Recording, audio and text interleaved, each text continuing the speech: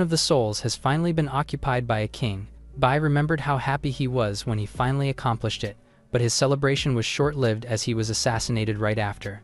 It was a punishment for the sin of a mere ant daring to be a king. Everything happened so fast, and he's in a critical state. The doctors tried their very best to bring him back to life, though it was all in vain. But when Bai regained his consciousness, he found himself in an unknown place. He wondered what was going on, and why he's currently sitting on top of a pile of corpses. He was surprised to see them and wondered if he's in hell already. Suddenly, he clutched his head as he felt an intense pain ripping through it. That is when he finally remembered everything. He remembered his name and his life as a former game streamer. He became popular for playing the game called The Throne of Souls. It is an RPG game highly praised for its unique world, story, and visuals. He's among the few who played despite its difficulty, but he was mysteriously killed. A voice then clarified that he was reborn, surprising Bai. The voice added that it's a special reward from the Throne of Souls. He seemed thrilled that he got this special chance, but is also disappointed that he wasn't reborn in a world full of beautiful ladies. He then asked the voice what its true purpose is for giving him this chance. The voice said that they only wanted him to do his best and sit on the throne again. They added that clearing it now will reward a pass to get back to his world. Though Bai was interested, he thought it was too difficult and deadly. But it was revealed that he can inherit various abilities in his previous runs, surprising Bai. This made him waver, all the more since he's a fan of all of them. The system also gave him a choice to be a civilian with no power. He figured out that the system is playing with him, making him choose the path of the king. He smiled and asked if there are any penalties for the path of becoming a king, to which the system said there are none and asked if he's sure. Hearing this, he didn't hesitate anymore and decided to agree. The contract was finished, and the system bade him good luck as the game began. When he came to, he found a figure hanging upside down on the ceiling. He asked why he is alive again, knowing he died a few days ago. It was Gray, a princess guard elf mage, asking for his assistance, but Harry disagreed at the thought of asking a timid boy for help. Dagu chimed in, expressing his hopelessness for the current situation. There's also Mina, the princess that those guards are guarding.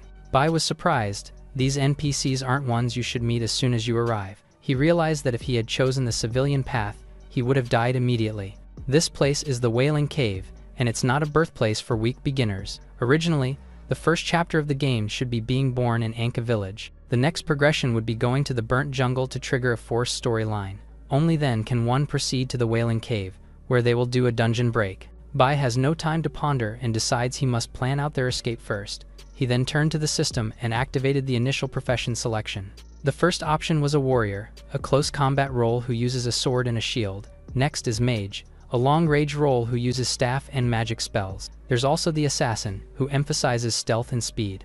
Elementals, on the other hand, control the power of natural elements. And lastly, the outcast is an unimpressive role who uses a wooden stick and nothing else. But Bai decided to choose the last one, prompting the system to ask why. He explained that it's the only path that allows free switching of roles. One can also achieve all the professional achievements without limits. With this, the system issued the main quest, to survive and exit the cave. He wasted no time and stood up, planning to clear it as fast as he could.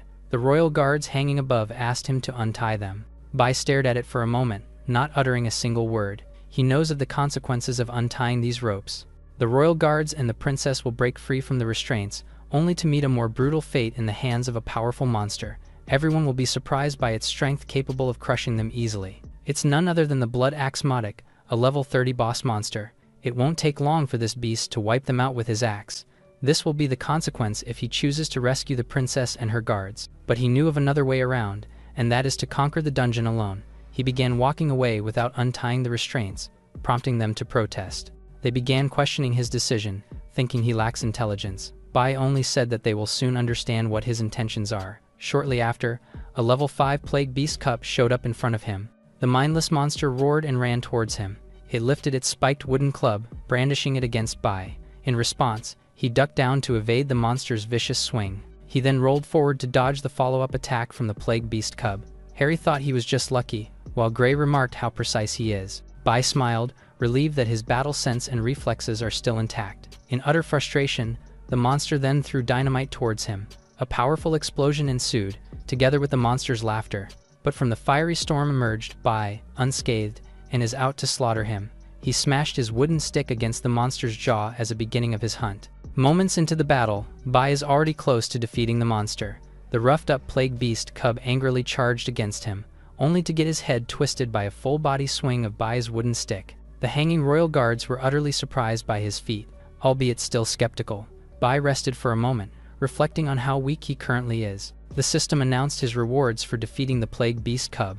Looking at his stat panel, he couldn't help but think how bad it is. As he stood up, the royal guards pleaded for him to release them. But then, Princess Mina spoke and said there's no need to pester him anymore. She expressed her respect to his courage and advised him to be cautious. Bai revealed that he has his own plans and does not wish to share them. Harry took it as an insult, to which Mina told him to think of a way out instead. Bai knows they can escape even without his help, though he'll miss achievements related to the princess. For him, allies are important, but his survival comes first. He already knows of the hidden pieces of the Wailing Cave since he played it before. One of these is saving a key character, which is why he decided to move alone. He then arrived at a place where there was a talking jar. The voice said that he accidentally got sealed inside this jar when he hid from the monsters. He wasted no time and immediately smashed the jar with his stick. Out of it came Lucci, offering to satisfy any reasonable request. Hearing this, he asked for Lucci to help him save his friend who was captured. As they walked to save his friend, they suddenly met a high-rank monster. The monster charged angrily, while Lucci recognized the smell he emitted. He retaliated with a grudge, knowing it was the monster who sealed him in the jar. His poking attack tore a swirling hole in the monster's stomach, followed by a sharp sword swing that instantly decapitated the monster's head. Lucci was delighted upon hearing Bai's praises and urged that they continue. He led him to a cliff, saying he heard his friend's voice from below. He said that they have to save him quickly since time is running. Lucci immediately kicked him down the cliff, saying it is the fastest method. His voice echoed through the walls as he fell into the bottomless pit. Lucci apologized, saying it's his old habit that he can't resist kicking people. Bai asked how he found out he was reborn, surprising Lucci that he's still alive. Below, he revealed that it was because Lucci kicked him that he survived. He turned away, believing he'll die sooner anyway. Little did he know, Bai drank a health potion to recover his health points. He also found out that the information about Reborn is locked, but there's no need to worry about it for now. He stood in front of the towering doors, the Wailing Cave's hidden region. The players of the Throne of Souls are compelled to look for clues about this world. This world was once full of vitality, with all species coexisting harmoniously. But one day, an alien spacecraft suddenly crashed into this world, destroying the huge crystal that protects this realm and collapsing the world's foundation. And the place he's currently in is one of the abandoned ruins belonging to underground civilization. He contemplated using the hidden exit to accomplish the mission, but he hesitates because of the insane danger level of this route. In the end, he decided to trust his countless experiences and entered the thorny path. For him, successfully reaching the bottom of the abyss is a piece of cake. Still, he needs to be cautious as he gets deeper, as he can't afford to make mistakes. Just as he mentioned, he somehow made a mistake and slipped. He maneuvered his body in attempts to keep his balance and not fall. He heaved a sigh of relief, thinking it was a close one. While his guard had just come down, a man suddenly emerged behind him. His eyes widened in a sudden rush of adrenaline as he turned back. He immediately swung the spiked wooden club against the man. The man backed away, while Bai questioned his identity. Apologizing to him was Harvey, a level 30 human elemental ranger. He viciously expressed disappointment in not stabbing him right away. Bai continued to frantically question his identity and intentions. He then remembered that he was that corpse earlier and speculated he's also a reborn. Harvey confirmed and mocked him for being reborn as a level 1 outcast. For him, a side character like Bai is not even worth killing. It all happened so fast. A severe injury was already inflicted against him. He clutched his wound, wondering why a fellow reborn would hurt him. Harvey mocked him for being ignorant, saying their biggest enemy is a fellow reborn. Bai brandished his spiked club, refusing to believe Harvey's words. The latter effortlessly broke Bai's weapon and decided not to kill him. He then jumped off to exit, saying it's up to Bai whether he lives or dies. Panting, he asked the system for information about why this is happening. The system explained that killing a fellow regressor grants experience and blood soul points. It also explained that regressors are randomly reborn into creatures of different species. The initial role of each regressor has unique information, aside from outcast. But as Bai was falling, all this information from the system was meaningless for him. In the end, he refused to give up and grabbed a platform to break his fall. His severe injury was pressed against the platform, but he refused to let go. He thought that he can't waste this chance so easily since this is a rare chance. He knew that he must endure no matter how painful it is and pulled himself up. He then let go, allowing his body to bounce from platform to platform until he reached the ground. He laughed after successfully reaching the exit. All he needed to do was crawl out. but then he was surprised to catch a whiff of a familiar scent in the air. Standing before him was the wiggly-toothed fusion beast, looking to devour him. Just as Bai turned back slowly to back away, the monster began splitting into countless little monster heads. Bai was completely surrounded as it activated its second form. The transformation shouldn't be this fast, making him wonder if it happened on purpose. He speculated that Harvey deliberately lured the monsters out to trap him. With this current situation, he knew that the only end waiting for him was death. The monsters began chirping as they charged against him. But Bai is not someone to be underestimated. Having gone through countless battles, he immediately threw himself into the acidic river, basking in its poison. This river has a strong corrosive property, capable of swallowing any living thing, but this much is nothing compared to his overwhelming will to live. His clothes offer some protection to him, but the acid is definitely fatal to the monsters. He crawled through the acidic river while the monsters were still hesitating. He gritted his teeth and crawled, weak, but his face was burning with determination. He remembered that he was born in a poor place and left to study in the city. He ended up as a dishwasher in some restaurant, where he was always scolded. Even if balancing his study and work was hard, he never gave up. But then, his mother was diagnosed with terminal illness, and his world collapsed. He worked part-time as a food delivery rider, where he was mistreated too. And just when he was just rising as a game streamer, he unexpectedly died. He didn't care about dying in the first place, but this pathetic death is unacceptable for him. He slowly stood up, frustrated by this joke of a situation he's currently in. He then lifted his feet and threw himself forward, not minding the monsters after him. They began biting his body, but he already managed to exit the Wailing Cave. As the system announced his rewards, the monsters clung onto him. But then, a powerful green electricity surged from beneath. He finally used the Holy Blood Essence to restore his blood and increase stat points. He also equipped the Bloodthirsty Shadow Hidden Assassin armor set, together with the Scarlet Killing Blade as his main weapon. A powerful storm of sharp-cutting energies erupted from his body. The smoke cleared, revealing his new outfit waving defiantly in the air. He emerged in a completely new look. This is what a reborn king should look like. The remaining monsters chirped as they began charging against him. He threw himself forward and unleashed a barrage of mutilating attacks. In no time, he managed to cut every single one of them. The remaining monsters trembled, hesitating to attack him. They began clinging into each other, fusing into one single entity. The combined monsters then opened their mouths to devour Bai. In response, he summoned his dual daggers, the Scarlet Killing Blades. He locked in, revealing that this was the mission reward he was waiting for. He activated the Scarlet Flame, conjuring a powerful flame circle. He threw himself forward, aiming to finish the enemy quickly. Streaks of flame tailed behind him as he charged against the monster. He immediately ducked down, predicting the monster's attack. He buried his blade into the monster's flesh, tearing it apart. With every slash of his blade, he inflicted bone-excruciating pain against it. He then unleashed the Scarlet Burn, a skill that explodes the wound. Crimson spikes began protruding from all over the monster's body. He asked the monster if it's feeling pain, deciding to end things for good. He activated the Shadow Assassination formation, surrounding the enemies with his clones. Multiple blade slashes came down on the monster, making it scream in pain. As the final attack, his flaming slashes streaked down like divine retribution. With that, the system announced the successful hunting of the monster. He was satisfied to have upgraded 8 levels in one go. He recalled how difficult it is to level up in this game, even making a summary of rules. The system awarded him with coins, a potion, and a new prayer skill. He then opened his status panel and invested all his points in agility. He also checked the items unlocked in the inventory, most of which were consumables. He finds it embarrassing since he used to have many top-quality weapons and professional sets. Even so, he managed to obtain the dragon armor set together with the dragon spine sword. He also acquired the Starry Sky Prophet and the Deep Space Beacon, a magic mage set. Now, he's contemplating whether to rescue Mina or not. He considered threats like Harvey, thinking it's risky to take those threats alone. He weighed that it would be better to join the princess's party and take on risks. He concluded that teaming up with them would pose the lowest risk against him. With this, he finally made up his mind and started moving. Following the trail of monster corpses lying on the ground, Bai can be seen engaging with multiple monsters standing in his way. He activated the prayer he recently acquired, the Piercing of Suffering.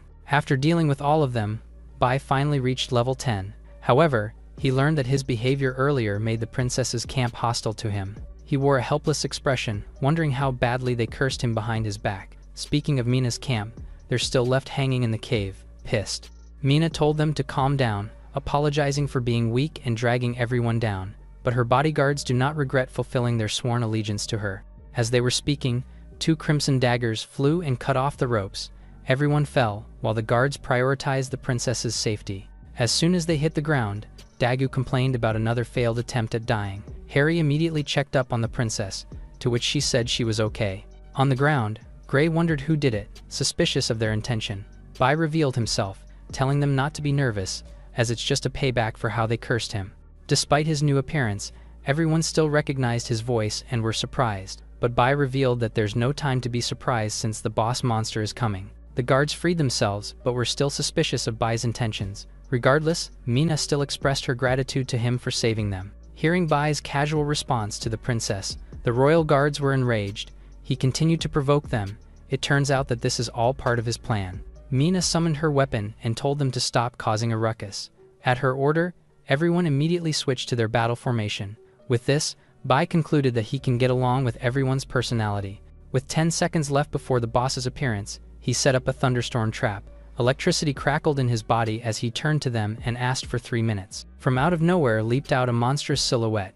It was the boss monster, coming down like lightning striking the ground. A level 30 Blood Axe Modic, he exuded confidence as the Plague Beast clan leader. But this confidence led to his carelessness as he stepped on the thunderstorm trap. Purple and blue lightning engulfed the body of the boss monster.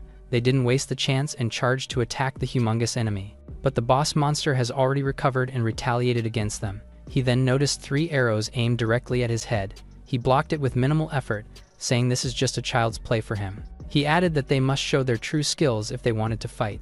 Even the vines cast to restrict him could never bind him as he snapped them effortlessly. He continued wreaking havoc while mocking their weakness. He spun around like a tornado, casting his 4-directed splatter skill. The princess quickly erected a barrier to protect everyone from the storm of debris. He told them not to mind her and ordered them to find a way to fight back. The boss monster then set his eyes on her and attacked. As the monster's swing came down, Harry used his body to shield the princess. The boss monster raised his weapon again, planning to finally end the princess this time. But suddenly, he felt a sharp pain behind his back that made him teary-eyed. It was Bai. He successfully managed to backstab the monster.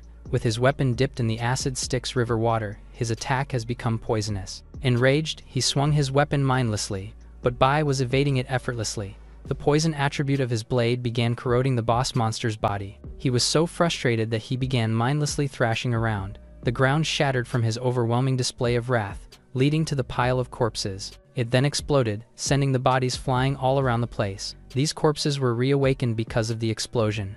With the activation of the corpse transformation, the battle has entered the second phase. Bai told them to block the corpse transformations and he will deal with the boss. Given the situation, they didn't retaliate anymore and began facing the corpses. The monster commended his bravery for facing him alone. Everything is going according to the plan. Bai knows he needs to finish the battle within a minute. The boss monster continued taunting him for his weakness. Bai retorted sharply as he activated his Scarlet Fire skill. Flames tailed him as he streaked through the air, his steps deliberate. Bai recalled playing the game, back when he would always get killed by this boss. It took him at least 30 deaths before he could get past him. And now, he's currently facing the boss monster he faced countless times back then. He already memorized his attack patterns, allowing him to dodge effortlessly. He locked his eyes onto him and assessed the situation. Growing impatient, the boss asked why he was just dodging instead of fighting. The boss hurled debris was easily evaded by Bai's aerial maneuver. Watching this, Mina couldn't help but think that he moves like a seasoned veteran. But the monster finally figured out that he was using the hit-and-run tactic. In response, he summoned his war axe, an indication of the third phase's beginning. The boss performed his blood dance, leaving Bai with no place to hide. Even with his speed, he could not fully evade the attacks of the boss in its third phase. But this is still doable. He's in fact waiting for this phase. Gray and Harry looked back at him, worrying at his situation. The boss monster raised his battle axe, ready to deliver the final blow. But it was all in vain, as he only managed to hit Bai's shadow clone. He was surprised to see that Bai was capable of teleportation. With the boss caught off guard, he successfully landed a vicious blow behind his back. He exploited the weaknesses of the boss monster's third phase. The boss monster was hurt, whining about Bai's habit of stabbing his back. The royal guards were utterly surprised to see that the boss was hurt. The enraged monster has completely lost all reason and is just attacking mindlessly. Bai remained composed, sharp and surgical with his approach and offense. His fast movements mutilated the boss's massive body from all sides. The boss never expected that a puny human could ever push him to that extent. Pissed as he may be, but he had no choice but to use a rare item against him. Activating the item, he began absorbing the energy of the corpses to regenerate his health. Even Bai was surprised. This is something completely out of his expectations. But a golden forbidden was then cast, interrupting with his skill activation. It was Mina, ordering everyone to focus on the boss for now. The enraged boss monster blamed her for ruining his plans and went after her. The royal guards couldn't come to her rescue since they were cornered. Thankfully, Bai was there to protect Mina from the boss monster's attack. Seeing that he took a lot of damage, Mina felt bad and apologized, but Bai dismissed it, saying it was his fault for losing focus. The boss angrily turned to him, annoyed by his persistence. Bai assumed a fighting stance, ready to settle this fight. The boss monster was alarmed. He feels a strong energy emanating from Bai. Despite his looks, the boss was actually smart enough to know when to retreat. As he left, the corpses began collapsing to the ground. The royal guards rushed towards her, apologizing for arriving too late. Bai decided to pursue the boss monster, to which Mina discouraged him from doing so. He only said that he had his own reasons and continued to chase the boss. He activated the shadow assassination formation and caught up to the boss. He thought that this boss must die and unleashed his killing blow. With the death of the boss monster, everyone gained EXP points and leveled up. Bai stood on top of the fallen monster, gaining 2 levels simultaneously. In this raid, he obtained the Blood Dance Fury Axe. He also acquired the book on necromancy, as well as the blood-sucking mechanism item. Mina expressed her gratitude to him for blocking the attack earlier. However, his mind was preoccupied by the unknown variables that went against his plans earlier. The royal guards rushed towards Bai, showering him with praises. Harry also apologized for his hostile attitude towards him, acknowledging his heroism. With this, the princess's camp's favorability towards him was greatly increased. Bai modestly denied his heroism and asked why they're not concerned with his identity as a regressor. Mina explained that they're in no position since they're targets of public scrutiny too. Bai was then surprised to hear that they've also got another powerful regressor. Bai asked for more info, saying he's only a newbie awakener and wants to learn more. Princess Mina turned back, urging him to discuss the matter as they walk. They began walking together out of the Wailing Cave, with their guards still raised. Mina said that regressors are those who return to life after death and possess some kind of special ability. Various countries initially ignored them, until a prophecy about regressors' rise emerged. Mina said that the regressor who helped them was completely different from the usual savages. She even said that his aura was similar to what Bai has. She also warned of the thorny path that lies ahead because of the world's hatred against regressors, and as a precautionary measure for that, Mina gave him a present. Bai immediately received it, seemingly recognizing the item. It was revealed that this dagger was given to Mina by that regressor. The Patron's Veil, a high-damage dagger capable of concealing the wearer's identity. Bai was surprised to see this. He had never encountered this before. Mina said that with this, he can conceal his identity as a regressor and reduce unnecessary threats. The royal guards questioned why she gave such an important item, but Mina dismissed them. With such an item in his hand, Bai thought that the princess was too honest and kind. That is the reason why she's not destined to become a king. As the last blood lane of the Starshine Kingdom, Mina should have lived a life revered by all, but when the disaster struck, the soul of the world was shattered and caused a violent upheaval. This disaster resulted to mutations of species and led to an apocalypse. In order to protect the world, the Starshine Kingdom dispatched troops united under 8 lords, but with the lords slacking off, the kingdom's authority collapsed. The 8 lords declared independence, and they now see Mina as a threat. But the more suppressed she is, the more resolutely she walks the difficult path of restoration. His train of thoughts were shattered when Gray asked if he killed the monster corpses along the road. Dagu then pointed forward. The exit is almost within their reach. The princess immediately took the lead and headed to the exit. She covered her face upon getting out, basking from the sunlight.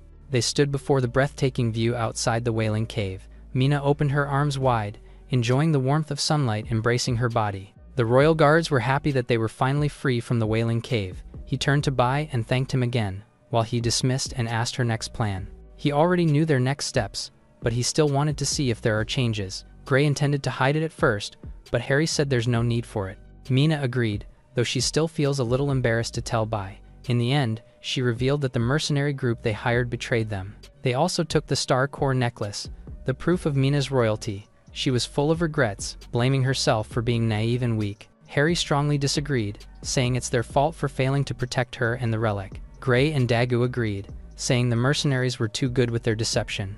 Mina said that she must find them, even if it takes chasing them to the end of the world. But to their surprise, Bai said that he actually knows where those people are. The group was hesitant to believe Bai's words, telling him not to joke around. The princess was speechless to what Bai had claimed.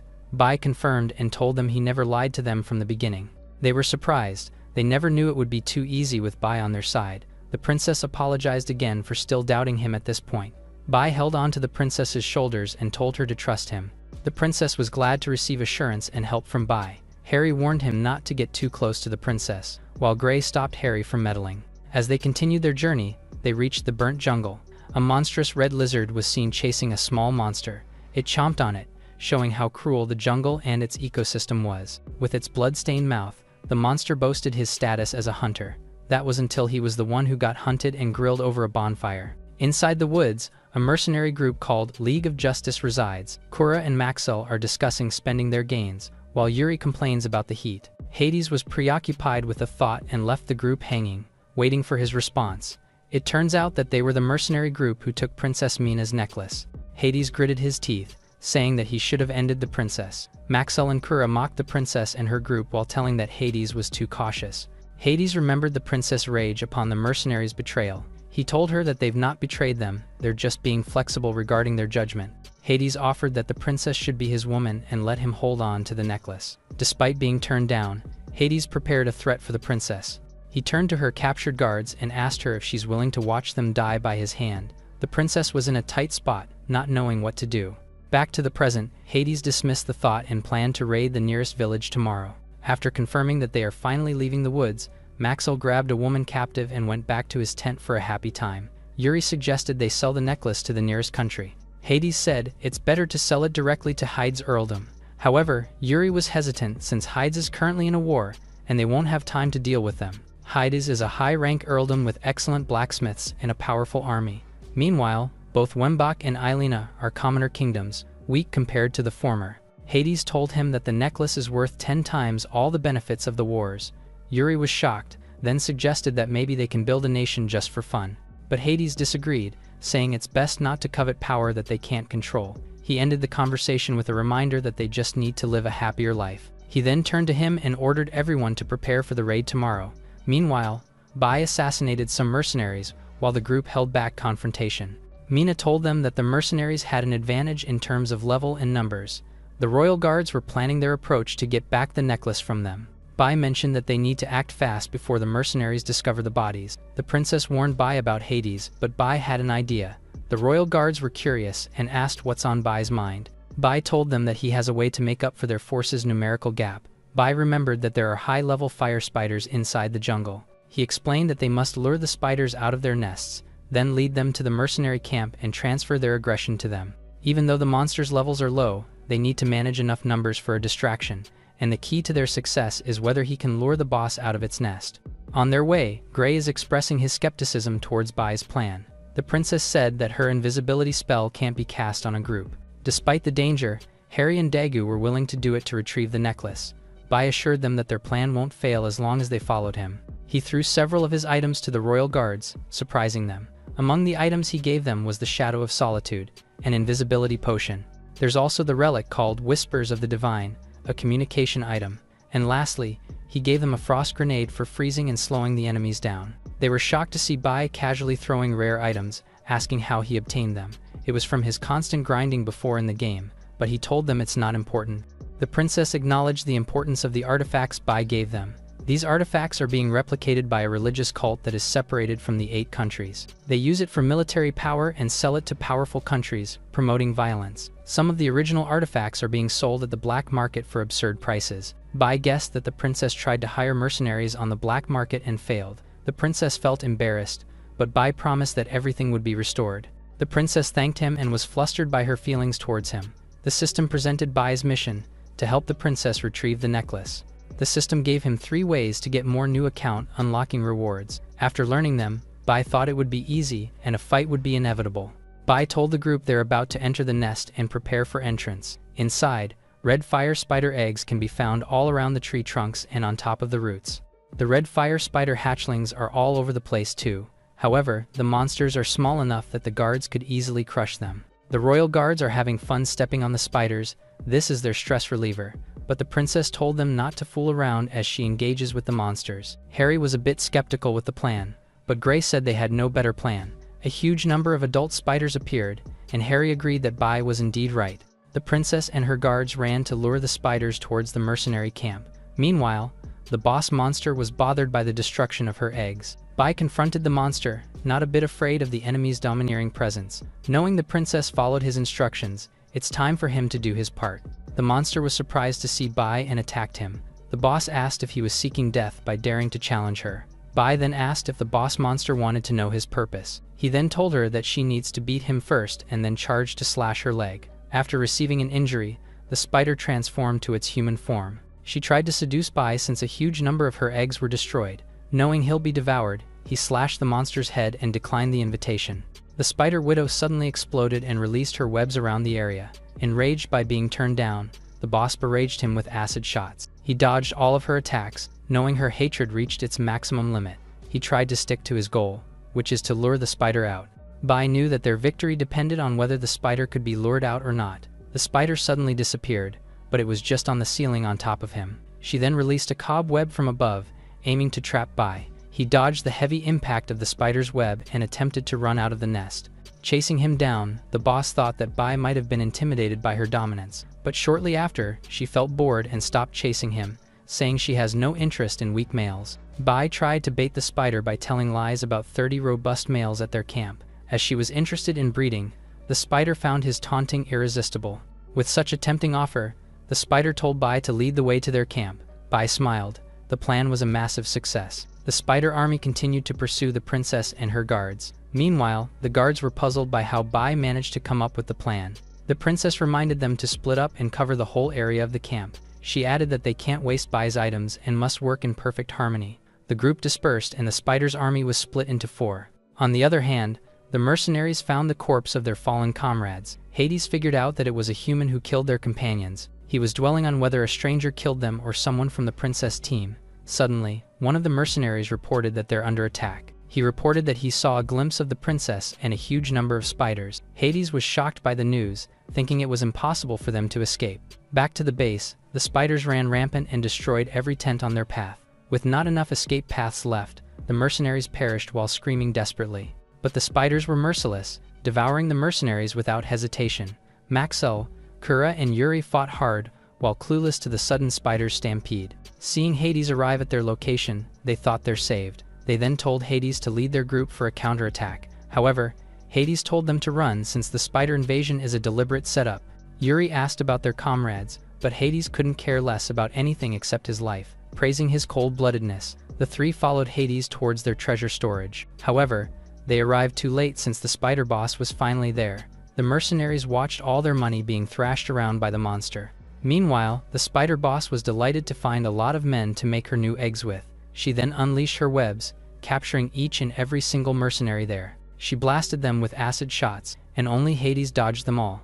As Hades dodged, the spider boss revealed that she got the intel about him from that kid. Hearing this, Hades wondered who this mysterious mastermind is. Suddenly, a hand grabbed his leg from behind while he was running. It was Yuri, asking for his help since he didn't want to die. Hades lifted him up, to which the latter thanked him for not abandoning him.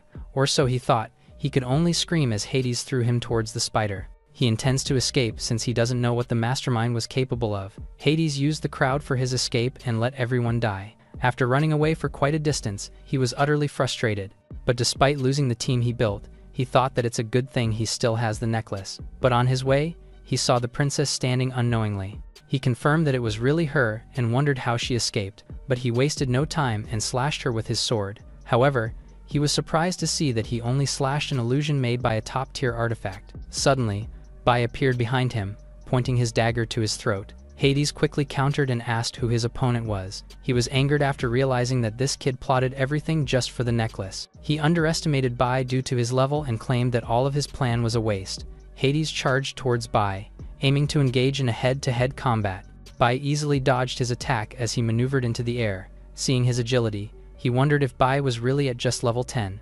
Bai then taunted him, challenging Hades to see who could last the longest. Hades said that Bai missed the chance to kill him, but Bai already knew it wouldn't work. Though astonished by his knowledge, Hades still thinks he overestimated him. Hades created a claw made of fire and charged towards Bai. In response, the latter moved to the side to evade the attack. He knew he wouldn't be able to use his assassin skills against an elemental ranger. Hades continued to attack, saying this duel was decided the moment he revealed himself. However, Bai intends to overcome the class-based restraints with his battle experience. He unleashed a ferocious counterattack. The real determining factor is skills. Hades grinned, telling Bai that battle experience was meaningless due to their level gap. He finally decided to end everything, unleashing all the power he has. Hades charged with his arm equipped with an energy blade. He slashed Bai, hoping for him to die in this final attack. But he was surprised to see that only Bai's cape was damaged. The latter confidently claimed that he had a way to take him down. Hades was furious upon hearing the notion that he would be defeated. Bai revealed his intention of defeating Hades by cheating. He used his class crest to increase his skill level. While the effect is active, Bai unleashed his shadow assassination formation. Hades was not bothered by Bai's plan and charged with confidence. Their fists collide, making a strong impact and sending powerful shockwaves. Bai followed up his attack with 2 crossing slash attacks. Hades' form shattered, leaving him shocked that the attack wasn't an illusion. He felt the difference in power and decided to escape immediately. Bai's shadow arms caught him, making him wonder why he has a lot of high-level items. He looked back and was shocked with Bai's power. He was rendered powerless, suppressed, and crushed in the ground. Bai confronted him and recalled Hades' words regarding torture. Hades knows he didn't do him any wrong and wondered why he's doing this. Bai showed his monstrous power while telling Hades to blame his cleverness. Hades surrendered the necklace while wishing to be spared. However, Bai wanted both the necklace and his life and slashed him. A crimson magic circle appeared, releasing a storm of relentless slashes. With his life nearing its end, he asked why he was kept alive. Bai picked up the necklace while he revealed his promise to the princess. As Bai handed over the necklace to the princess, he gained a lot of points. Princess Mina agreed to ask him quickly before the boss arrived. She then turned to Hades and interrogated him regarding his betrayal. Hades answered that he only regretted not killing them from the beginning. Bai didn't kill Hades since he's gambling with the princess's luck to survive. Enraged by Hades' words, Harry intends to end him fast. However, Hades was swept away by the webs of the spider boss. The spider wrapped him around with her web, claiming him as her property. Dying in the monster's hand rather than Bai's blade was Hades' last words. All that was left was the spider boss and Bai's team, confronting each other. After clearing the mercenary camp, the spider boss set her eyes on Bai. The latter told everyone to stand down and he will finish the job. The princess and her guards insisted on assisting him. The spider planned to kill the princess and turn the rest of them as food. As the spider charged forward, the group heard a loud roaring sound. The spider arrogantly asked who dared to roar above its head. A monstrous foot suddenly stepped down, slamming it on the ground. Bai was shocked to see an ancient dragon. The dragon roared menacingly as light energy coiled around, causing them to brace themselves. It then kept his foot on top as the spider resisted. The princess and her guards froze in their place, contemplating whether to run or fight. Bai told them not to make a move while thinking of a way out. The spider was enraged by the sudden appearance of the dragon on its territory. After being freed from the dragon's foot, the spider attempted to attack. However, the dragon easily gobbled up the whole spider. It then easily crushed the spider with its sharp teeth. The fight between the species gave Bai enough time to recall information about the dragon. The creature looked at him as he remembered its real name and position in the world of Soul. He knew the dragon was one of the most powerful forces in the game, but they vanished after the first Star War. The dragon prepared itself for a fight while the group braced themselves. Bai raised his hand and tried to stop the dragon, saying they weren't enemies. The latter looked at him in confusion. It then closed its jaws as the fire dissolves. The princess and her guard were shocked to witness Bai use the dragon language. The dragon roared and asked him for using their language while he stood unfazed. Bai used his skill book, Dragon Whisper, to communicate with Dijin. Bai kneeled in front of the great dragon and offered his highest respect. Dijin roared furiously while asking how he knew all his identity, saying that humans are weak and they can't deceive him. Bai saw the dragon's wound and wondered what caused it. The dragon was about to launch an attack, but he cut it off. Bai pointed out that he served the last descendant of Starshine royalty, the princess. Despite the intense fear, the princess stood tall and entrusted everything to Bai. As he mentioned the contract to protect the Starshine royal members, Dijin countered that the contract ended when the kingdom fell. The dragon stomped its feet, breaking the ground beside him. It then roared at them furiously, giving Bai a last chance to prove himself. Bai whipped out the princess's necklace and showed it to the dragon. He reasoned that it is the stellar ore that can only be possessed by the royal bloodline. But while he was speaking, the dragon continued to charge up its attack. Bai grabbed the princess and dodged the fiery attack. The dragon continued unleashing his flame breath. Dijin claimed that a mere mortal holding such an important item should die. Bai protected the princess and her guardians while confronting the dragon. Dijin noticed that Bai used an artifact and claims they won't survive his attack again. Bai knew they wouldn't survive the next attack and thought of a plan. He asked the princess if she was willing to go with his plan, and the princess accepted it. In one swift motion, Bai knocked out the princess. Upon seeing him lay his hands on the princess, Harry was about to get angry, but Bai told them to keep what happened next a secret. He raised his dagger, aiming it against the unconscious princess on the ground. Without hesitation, he precisely stabbed the princess in the chest. He accurately pierced her and obtained royal blood directly from the heart. He kept his composure, calm as he pulled out the dagger and finished the process. As he placed her blood on the necklace, the dragon unleashed his fire breath while saying their time is up. The dragon's breath streaked through the air, obliterating everything in its path. Suddenly, a golden armored entity blocked the dragon's attack. Dijin was utterly shocked upon recognizing the familiar figure. It was the first king of the Kingdom of Stars standing in front of him. Dijin was puzzled. He should have been dead for hundreds of years. He thought that maybe it was an illusion, but Bai claimed that he would know through battle. Dijin felt pestered and attempted to attack again. He used his ultimate breath and fired a powerful beam of fire against the first king. A huge explosion ensued, and it was visible to the whole burnt jungle. Panting, Dijin boasted that his breath can even melt steel. However, he was surprised to witness that it wasn't an illusion. The king was standing unfazed while piercing him with his gaze. The king lifted his foot, aiming to stomp down the reptilian foe. With this, Bai proved that the king was not an illusion as he used his annihilation skill. Dijin found it hard to believe that the first king was alive. As they clashed together, the dragon still thinks that the princess was not Thylus's descendant. He revealed his intentions and attempted to kill the princess. However, Thylus used his parry skill and paralyzed Dijin. The guards were too stunned and shocked at what they were witnessing. Bai noticed that the Thylus's weakness was exposed, noting that he had to end it quickly. Dijin looked up, recognizing Thylus's move. The latter's sword lunged towards him while the dragon stood frozen. As he felt terrified of his presence, he remembered their first meeting. Thylus stood before him, asking to be his partner to protect the world of the soul together. Despite ignoring Thylus's proposal, he clearly remembered his first defeat. Dijin wishes to be killed rather than obey the king. Thylus raised his shining sword, ready to fulfill his request. Dijin trembled in fear while Thylus offered him a way to survive. The king stopped and offered him a rematch once he became strong someday. Powerless to disagree, he followed the king's order and protected the kingdom. However, Thylus's victory was short-lived and he was freed after the war. As he got back to his senses, Thylus's blazing sword surged through the ground. The sword cleaved the land and sky behind the dragon.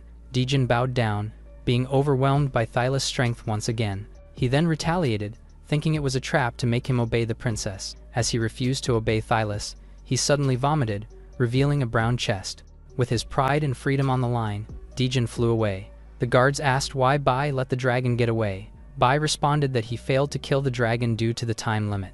As the king's image fades, the system announces his rewards. Despite leveling up, Daegu and Gray felt unsatisfied with their benefits. Harry was full of curiosity and asked Bai how things happened. Bai carefully laid the princess on the ground while explaining everything to them. Bai claimed that the princess' spirit energy was depleted, and it would take days for her to wake up again. Bai turned his gaze on the chest, telling them that they should leave the burnt jungle. The princess's guards thought that it was a valuable treasure, while Bai deduced that it was likely a trap as it never appeared before. Gray tried to warn Bai, but Daegu insisted he should be the one to open it. They're being wary of the mimic, a slime monster that preys on unsuspecting adventurers. Bai remembered that he was once a victim of these tricky monsters. While the guards prepared for a fight, Bai kicked the top of the chest. Gray and Daegu were shocked to witness the gold coins gushing out. Bai and his team obtained multiple sacred items like the coins of the first king, the key to the exile dungeon, the coordinates to the exile dungeon, and the summoning bell. Gray found it hard to believe they were seeing the actual coins. Bai told them to take the coins but leave the items to him. Harry was worried that it might be unfair, but Bai claimed it was for the kingdom's restoration. Harry accepted the gold as an investment and changed his opinion of him. The guards felt happy having Bai on their side. The guards suggested that they should return to Baron Robbie's territory due to the princess condition. Bai recalled what he knew about the Baron and agreed to their suggestion. Bai told them that he's headed to the Anka village. Gray tried to ask, but Harry told him that Bai had his own plans. As he carried the princess on his back, Harry told Bai that they intended to stay in the Baron's mansion. As the guards bid farewell, Bai promised that they will see each other again soon. Bai left, and the system informed him of his increased reputation. On the depths of the cliff made by the king's cleave, monster hands appeared. An unknown demon emerged from the land. Bai recalled his exploration progress on the Wailing Cave and Burnt Jungle. Despite knowing the game as an open world, he doesn't intend to leave every place unexplored. He knew that Anka village would be a safe place for him to create his future plans. He was glad that the village chief was a trustworthy person. It was night and Bai thought that the silence was unpleasant. He noticed the sudden changes in the environment. He realized something was wrong and heard a scream. Bai rushed towards the village to figure out what was happening. Under the red moon, someone was captured by some cloaked people. The captured boy cried while struggling with cuffs on his limbs. One of the cloaked people was carrying a jar. The person placed it on top of the boy's stomach. A small centipede monster fell on top, covered in unknown liquid. The monster shrieked. While the cloaked people chant unknown words, the monster dove into the boy's stomach. The boy felt excruciating pain. A dagger flew and hit the monster. It killed the monster before it fully entered the boy's body. The three cloaked strangers were surprised. Bai asked them what they were doing and what happened to the village. The strangers freaked out. They claimed that the monster was holy and Bai's disturbance was blasphemous. Bai thought that no holy star mother insect was mentioned before in the game. The cloaked men attacked Bai. He easily dodged them and apprehended them. Bai unmasked the cloaked men and saw a centipede tattoo. Bai figured out that there's a kindler in the village. The leader revealed an insect artifact and transformed his comrades to insect-like monsters. Bai recalled the name of the artifact that the cloaked person was using. Bai didn't fear the monsters. The leader ordered his comrades to kill Bai. One of the monsters attacked with a neurotoxin. He recalled its effects and knew it would be bad to take damage from it. One of the monsters stabbed Bai in the back. The leader mocked him and tried to leave. However, the monster only stabbed his cape. Bai was above them and dealt a strong slash to them. The cloaked man was shocked to see both of the monsters were gone with one strike. As he asked the last man standing, the cloaked stranger resisted. With nothing left to gain, Bai finished the stranger with a dagger. Bai acquired the prattling mutated insect item. He's trying to figure out what happened to the village and what were the Kindler's intentions. He remembered that the parasite relics came from an unknown alien parasite. Also, he recalled that being planted by an insect can cause symbiosis. Even by knowing the cult that worships propagation, he still can't figure out what's happening. He saw the boy cowering in fear. He remembered that the boy was the one who always followed him. The boy admired him before in the game and even killed monsters to show his growth. As he assured the boy's safety, the boy revealed that the village chief had become a monster. The boy felt intense fear and tried to escape in the wilderness. Realizing the boy left someone dear to him, he runs back to the village. Bai felt anger after hearing the boy's story. Bai arrived at the village. He remembered how warm it used to be. However, everything changed and the streets looked horrible. He claimed that he won't let it fall into darkness further. Inside an unknown place, the boy was trying to destroy a lock. He intends to save everyone in the village. Someone behind the door encouraged Dinah to run away instead and never to return. Determined not to abandon them, he swings with all his might. However, Bai arrived and stopped Dinah. He told Dinah to follow his instructions, but Dinah panicked and blocked the door. Bai assured them he's not an enemy and he's willing to help. As he asked where the mutated people were located, Dinah claimed they were beneath the village. Even if he freed all of the villagers, Bai knew it was not the best option. He suggested that Dinah act as bait and Bai will track the enemy's base. Dinah's mother warned them and begged Bai to spare his son. Determined to free his family, Dinah agreed to Bai's instructions. He told Dinah to follow him. Somewhere underground, Dinah was captured by Deer. Deer grabbed Dinah and asked him why he hadn't ascended yet. Dinah tried to attack, but was blocked by the centipede-like limbs of Deer. Deer lifted the boy. The mother cried for help and told Deer that Dinah was their son. Dinah denied her and said that he's no longer his father.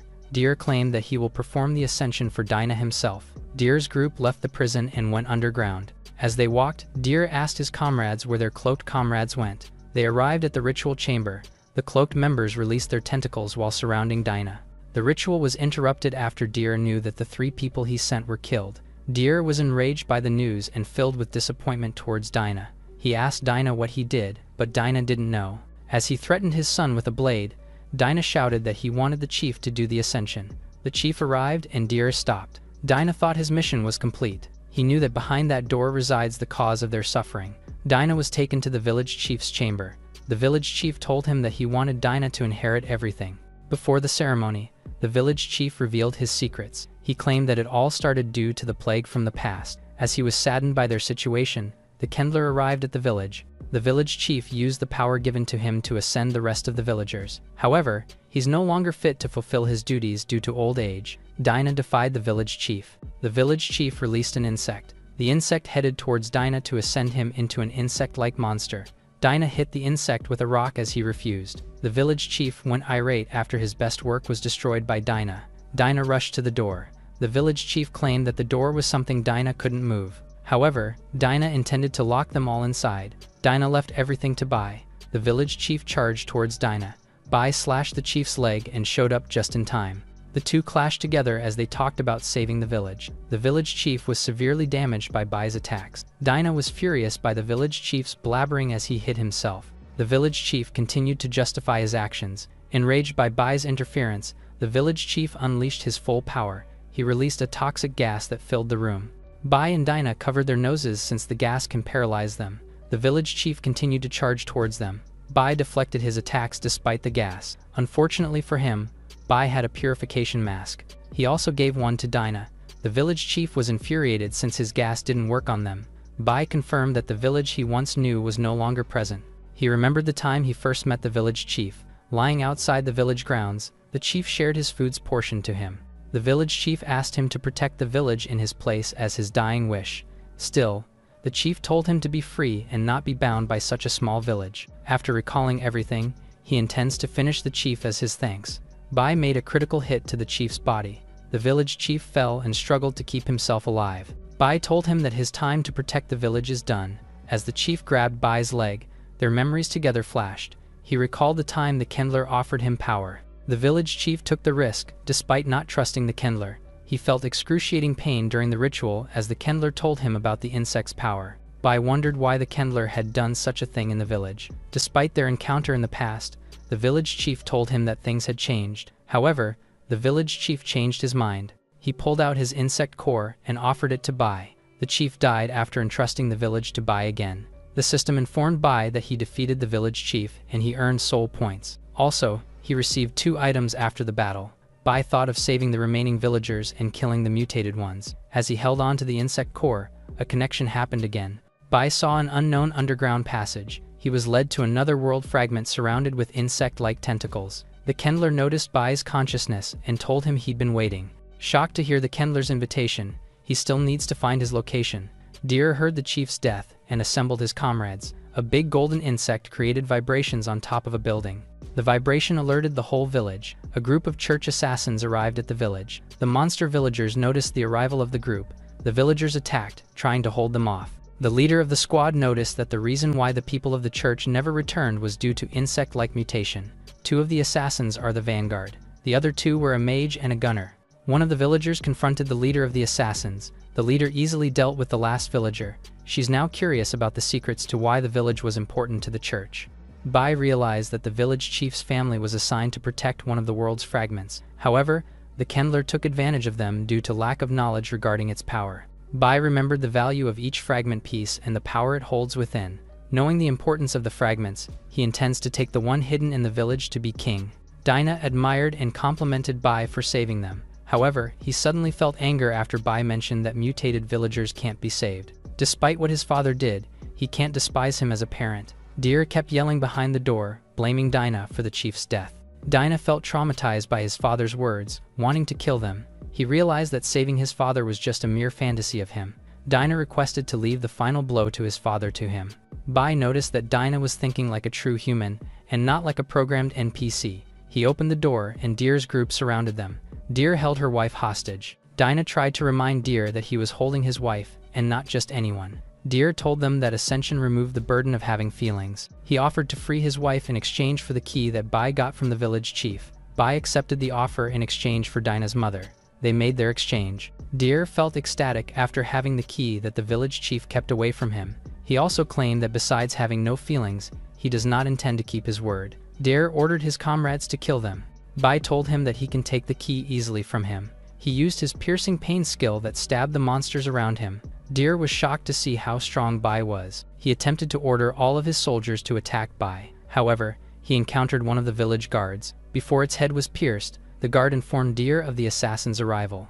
Deer blocked the blade with his solidified arm. The Rose sisters were the female assassins sent by the church. The leader told them that no one in the village should be left alive. The team leader, Leona, noticed something. She dashed through Deer, severing his arm while looking closely at Bai. Leona thought that Bai was related to the secrets of the village. Bai felt uneasy after realizing that he won't be able to get the world fragment easily. Bai recalled that the Rose Sisters were the strongest force of the Crimson Church. Every selected woman with beauty had to go through trials to be chosen. He knew that each of the Rose Sisters had gone through brutal training. Knowing their history, Bai thought he had no chance of survival against 5 of them. Leona sensed Bai's fear. Bai told her of their greatness as a formidable force and thanked them for saving the village. Leona was flattered, however, she corrected Bai. The Rose Sisters were ordered to destroy the village. Dinah ranted about how cruel the intentions of the church were towards the village. Leona disregarded Dinah's words and attacked him. Bai deflected Leona's attack and asked her to stop. Leona thought of putting him last, but she decided to kill Bai first. Bai told her that he would never defy the church and they're having a misunderstanding. Leona laughed at him as she revealed that the church was a secret organization. Bai chanted a spell that resembles a rose figure. The Rose Sisters saw and wondered why he knew of their most secret doctrine. The Rose Sisters attacked Bai as he tried to convince them he's not a foe. He used the spell and a huge rose emerged from the ground. The sisters stopped and were down on their knees. While they wonder how he obtained it, Bai recalled that he finished all of the church's quests. He didn't intend to reveal it, but he told them that he can now interfere with the church's decision. Leona agreed to Bai's request in saving the unaffected villagers. Deer tried to escape while Bai and Leona were talking. However, Leona used her weapon to kill Deer. Bai averted the attack again and Deer escaped. Leona questioned Bai's disturbance. Bai told her that he cannot disclose his reason, but he doesn't wish to defy them. Leona didn't let it slide and decided to kill Bai. Bai vanished and followed Deer. One of the sisters asked Leona if they should follow Bai's aura. Leona agreed, however, she intends to present Bai's head to the church for promotion. Bai knew that his invisibility was not at its best and the sisters let him slip away. He was left with no choice but to unlock his account skill. A golden framed card appeared, and the system showed him its information.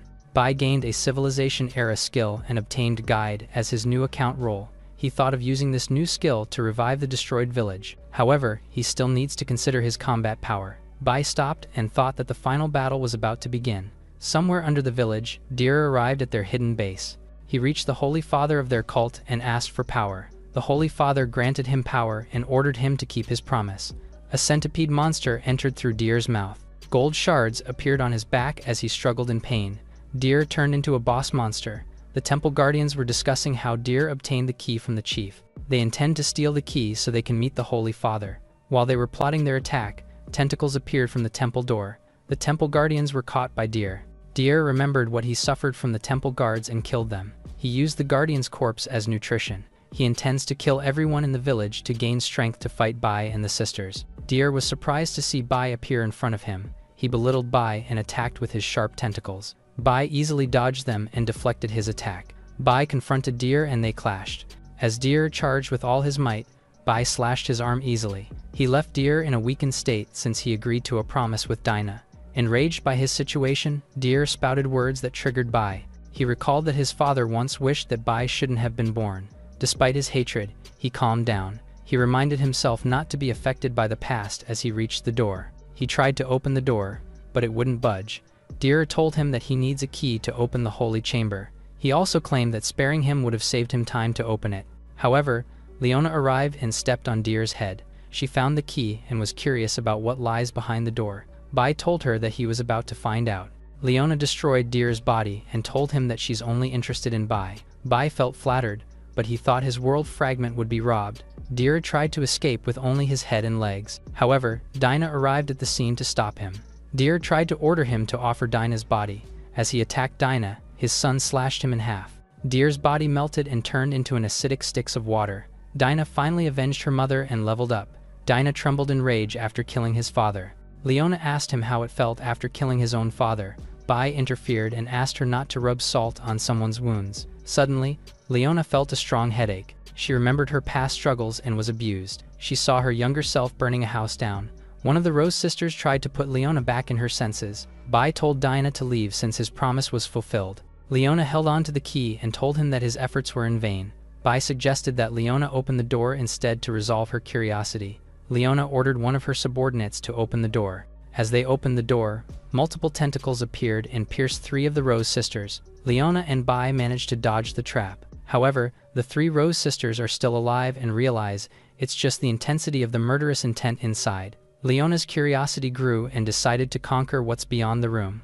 Bai thought that everything went as planned. The Rose sisters saw the world fragment and intended to present it to the queen. Leona felt shivers due to the pleasure of the rewards she will soon receive. The system appeared and showed Bai his new mission. He was tasked to use the world fragment to revive the village. He prepared his battle stance since the Holy Father arrived. The sisters were shocked to witness the floor boss. The boss was the queen of the mutated villagers and invited the sisters to be the next queens. Leona denied the invitation and belittled the boss. However, one of the Rose sisters told her that they've encountered a rekindle.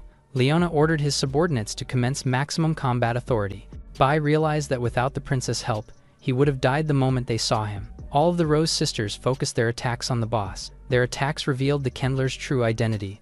The sisters were shocked to see the rekindled survive their coordinated attack. The Kindler used his poisoned blood as an attack. The corrupted blood burned the sisters' skin, causing them excruciating pain. Bai didn't dare to attack and used the Rose sisters to learn about the enemy. Leona casted multiple spells to boost their power against the rekindle. He ordered all her subordinates to retrieve the world fragment. All Rose sisters engaged with a synchronized attack. The Kindler snapped his fingers and released his spell. The purple smoke paralyzed the Rose sisters. The smoke caused them to remember their traumas and nightmares. Leona realized that the Kindler uses toxins that cause suffocation.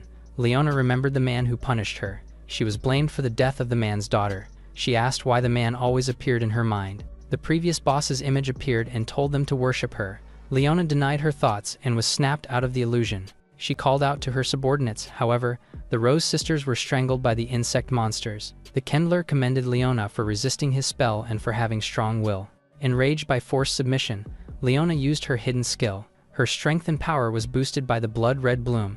The Kindler activated the skills of the nuns' blood red bloom against their leader. However, Leona easily killed her subordinates. The rekindle commended her for her ruthlessness. He transformed into an insect-like monster. Leona attacked the Kindler using her red whip. The Kindler caught her whip and swung it around. She doesn't have enough strength to counter the Kindler. She flew to the Kindler's direction and was punched in the stomach. Leona was pushed back, but she didn't let go. The Kindler continued to pull her in and landed multiple blows at her. He didn't intend to kill Leona, but he landed a devastating blow on her. Leona felt powerless and plans to use her suicide skill. She told them that if the queen or church won't have the fragment, no one else should. Leona offered herself and cast a spell called Bloodthirsty Holy Flower. The monster flower chomped the Kindler. However, it failed to suck the blood of the Kindler and was freed. Left with no hope, Leona called herself weak. The Kindler decided to kill Leona instead of toying with her. As her life flashes, she remembers the image of the Supreme Queen. Suddenly, Bai interrupted and saved Leona. Bai told Leona to step aside as he figured out the Kindler's weakness. Leona thinks he's being ridiculous since they can't defeat the Kindler as a group.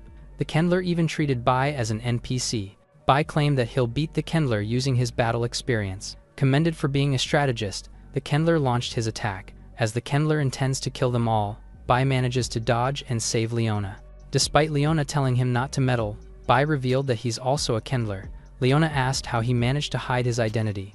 The Kindler praised Bai for being one of them and even revealed the dark faction of Kindlers. Bai dropped Leona and prepared himself to engage. The Kindler charged towards Bai while they're conversing. Bai also charged towards the Kindler. As the two clashed, Leona was left clueless regarding Bai's identity. Bai managed to dodge a strong punch from the Kindler.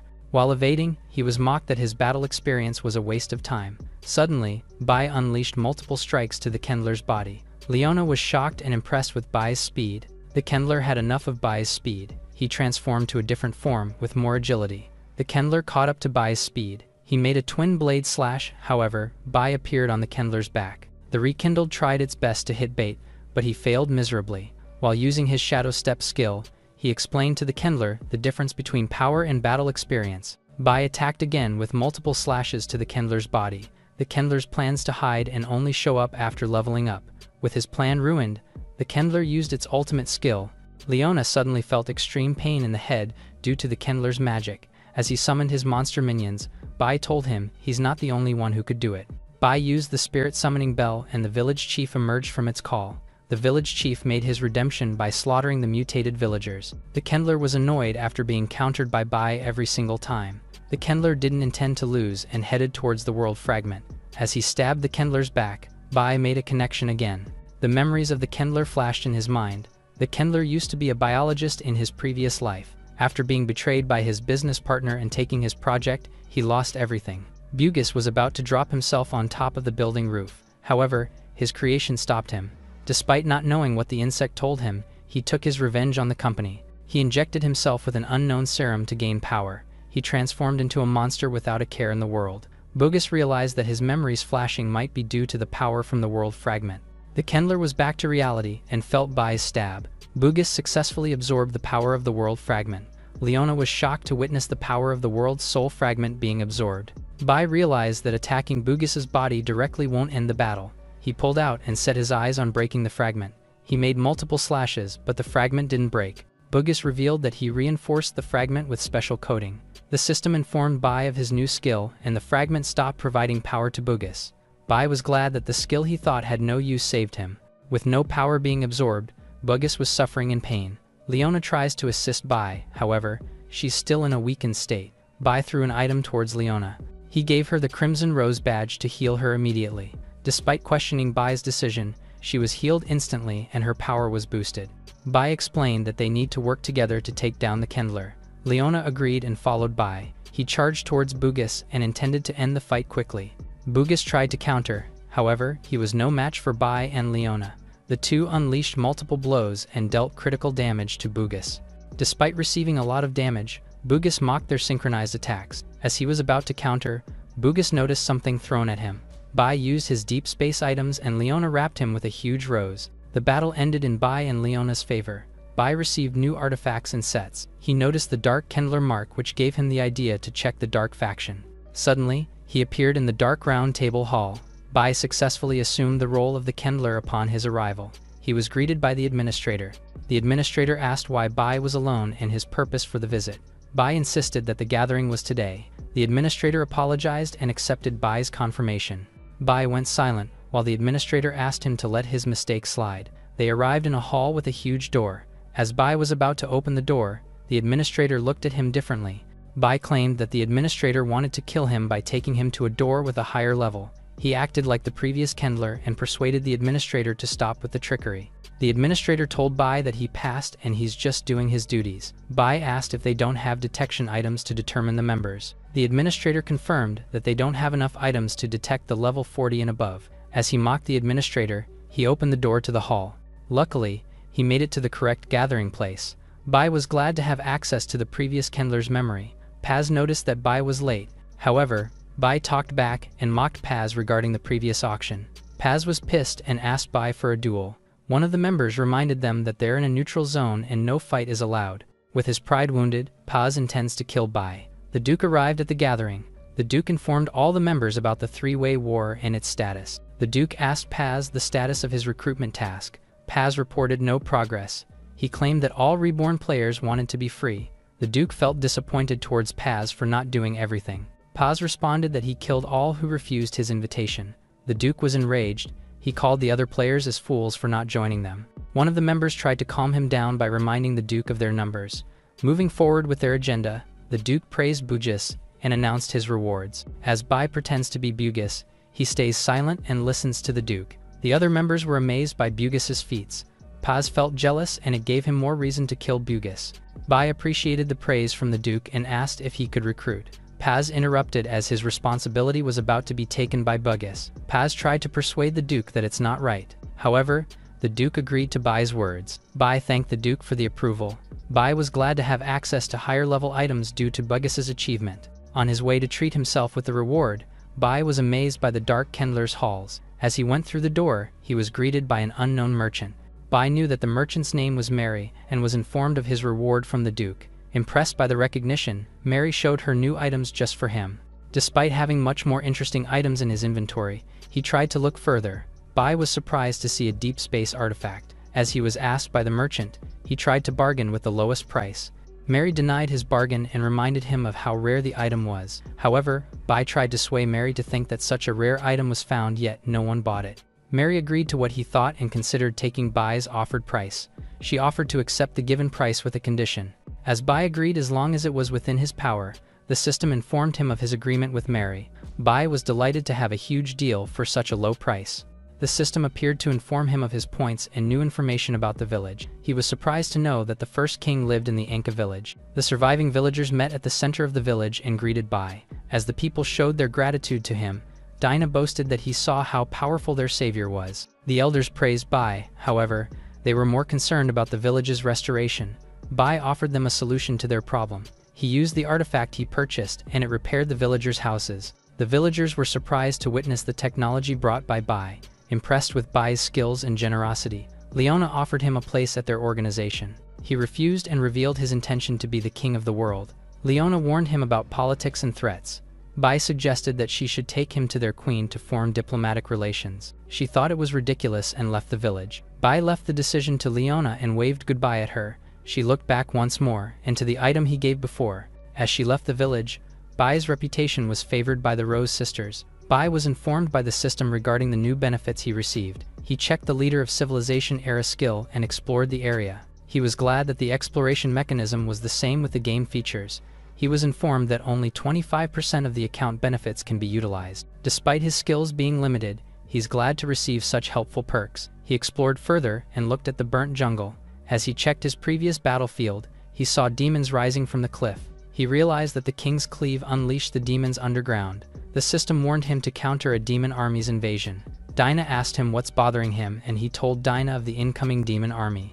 The villagers were in disbelief, and some doubted Bai. One of the elders remembered that the village used to be a dangerous place and demons attacked it.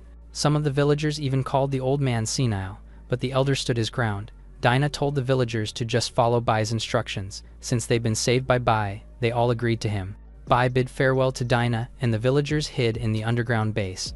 The system prepared designs for Bai regarding the upcoming invasion. Bai thought that he won't be a fitting king if he can't overcome this. As he confirmed to accept the offered designs, the artifact proceeded to create the defense. Meanwhile, the demon army marched through the burnt jungle. The demon lord ordered his army to consume the land and destroy everything. The demon lord intends to take revenge on the man who sealed him. The demon army charged towards the Anka village. However, the army was blocked by Bai's defenses. The demons fell for the trap and were annihilated. Spears and mines scattered all over the place. Even the dragon's head of the wall burned the demons on its path. The demon lord was shocked and thought they'd been ambushed. Suddenly, he noticed Bai standing near the dragon's head on the village wall. Bai confronted the demon king. The demon lord asked Bai if he's the descendant of someone he knew. However, he didn't sense its aura and proceeded to counterattack. The demon lord ordered his army for the counter and launched a long-ranged attack. Bai swiftly dodged every arrow from the demon's army. Knowing that the demon's intelligence challenged him, he decided to focus on the demon lord. The demon lord ordered his soldiers to form a wall of flesh. Since they can't proceed on land, they planned to go underground. Bai commended the demon lord's strategy and abilities. The demon mocked Bai's defenses as he boasted his new tricks. Suddenly, a massive lightning struck the ground. The demon lord was shocked to feel a strong earthquake and heard his army underground scream. A huge centipede emerged from the soil, confronting the demon army. The demon lord was surprised, yet he did not falter. Bai claimed that the demon lord was underground for so long that he forgot things had changed. Despite Bai's new form, the demon lord was unfazed. He intends to attack with sheer numbers. However, Bai turned the tables by controlling some of the legion members against them. With his skills, the corpse of the demons turned into insect-like monsters. The demon lord was stunned by his way of fighting and questioned his humanity. The siege was about to end, and everything was in Bai's favor. The demon lord complained for being too oppressed and asked for his name. As Bai agreed to the demon's praise, he was curious regarding the demon lord's intelligence. The demon lord was glad to know the news about the king but felt discriminated against with his question. Bai understood and was convinced that the demons were not affected by the destruction of the world fragments. The demon was shocked, yet he sensed the sudden change in the world. With everything settled, Bai challenged the demon lord to a one-on-one. The demon dropped his spear. He no longer wishes to live since the revenge was in vain. The demon lord's reason for emergence was to fight the first king who defeated him. With no purpose left in the land of the living, he surrendered himself to Bai. The demon lord remembered his admiration to the vast world soul crystal. He made a promise that he'll become the strongest demon in the world. Bai questioned the demon's ability to transform, and the demon lord told him it's for high-level demons. Once again, he surrendered and accepted his death. Bai was about to kill the demon lord. However, he thought it would be a waste to kill such a powerful force. Instead, Bai invited the demon lord to help him be king. Enraged by Bai's attitude, he charged towards him. When the demon lord's fist was about to hit Bai, he offered to fix the soul world. Intrigued by the offer, the demon lord stopped and listened. Bai told him that he's willing to gamble to fix the world. The demon lord gave Bai a chance to prove if he can fix the world fragment. He gave Bai the benefit of the doubt and followed him. He was in tears for looking at a fragment with no magic power left. Bai thought that the Demon Lord was too sentimental. The Demon Lord asked Bai if he really can fix the fragment. Bai agreed and casted a spell to awaken the world's soul fragment. Energy went through the magic crystal. The Demon Lord was on his knees. He was mesmerized by the revival of the world's soul fragment. Bai asked the Demon Lord once again since he kept his promise. The Demon Lord agreed to be his loyal servant. Bai accepted the contract and became the Demon Lord's master. The system informed Bai of the benefits of their contract. The Demon Lord asked for his first mission and Bai ordered him to clean the battlefield. He told Bai that it will be easy since he has the power to control the dead. Despite the challenges they will have with the villagers, the demons will be their workforce. With everything settled, the village achieved peace. Meanwhile, a pile of corpses scattered on the land of Orcs' territory. A different army of demons raided the territory. The guards of the gate were doing their best to defend the land. The Lord's wife cowered in fear due to the demon attack. The land of the Lord, Leo assured them that reinforcements should arrive soon. The Lord's daughter tried to comfort her mother regarding the matter. She prayed to her God and offered herself to vow in servitude. As the soldier announced the demon's breakthrough, the Lord's family was advised to escape. The Lord's wife had enough panicking and demand for reinforcements. She left her daughter and ran toward his husband's side. As Leo hugged his wife, he reminded her of his oath. He smiled and claimed that his oath never changed despite his age. The Lord's wife agreed and reminded him of her faith. Suddenly, the Lord's wife collapsed due to overstimulation. Leo reminded her daughter of her mother's trauma. He left his wife to their daughter and wore his armor. The gate has been breached and the demons made it through. A sword bashed on the demon's head. The soldiers were surprised to witness their lord on the battlefield. The soldiers cheered for their lord. However, they've been struck by a demon's magic attack. An elite demon appeared and gave the lord a chance to leave. The soldiers were tempted, but their doubts for the demon's words were strong. The elite demon gave them 10 seconds to leave the gate. The soldiers dropped their swords and ran away. The elite demon asked the lord regarding his choice. With no desire to give up, Leo dashed towards the demon. The elite demon struck him with a spiked mace. He received heavy damage and his shield was broken. The lord was thrown and his back crashed to a wall. The elite demon was about to deal the final blow. However, the demon was interrupted by arrows heading his way.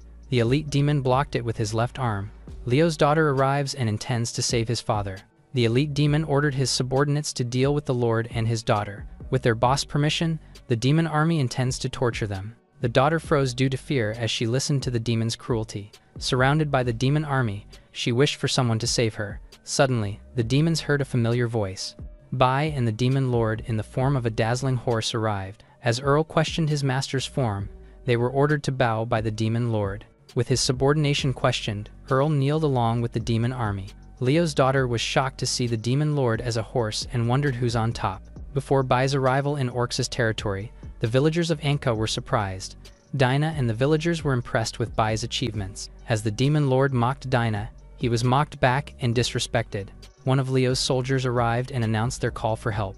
Bai remembered Leo's story and character. While Bai was trying to figure out saving Leo, the demon lord boasted that it would be easy. He asked the demon lord how, and the demon lord transformed into a huge horse. Back to the Orcs' territory, Leo's daughter was thankful for their savior. As she looked at Bai, she said that she will keep her word.